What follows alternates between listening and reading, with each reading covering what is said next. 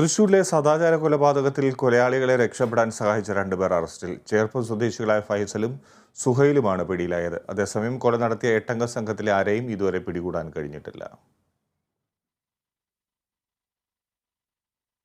ബ്രഹ്മപുരം മാലിന്യ പ്ലാന്റിൽ തീപിടുത്തമുണ്ടായ സംഭവത്തിൽ ഹൈക്കോടതി നിയോഗിച്ച നിരീക്ഷണ സമിതി ഇന്ന് സ്ഥലം സന്ദർശിക്കും.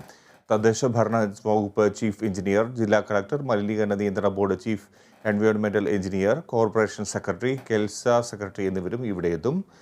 അതേസമയം മാലിന്യ പ്ലാന്റിലെ പുക ശമിപ്പിക്കാനുള്ള ശ്രമം ഇന്നും തുടരുകയാണ്.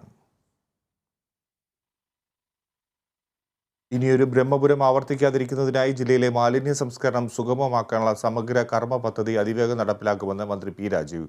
മാലിന്യ സംസ്കരണത്തിനായി പുതിയ നിയമങ്ങൾ കൊണ്ടുവരുന്നതിന് പകരം നിലവിലുള്ള നിയമങ്ങൾ ശക്തമാക്കിയാണ് കർമ്മ പദ്ധതി ആവിഷ്കരിച്ചിട്ടുള്ളത്.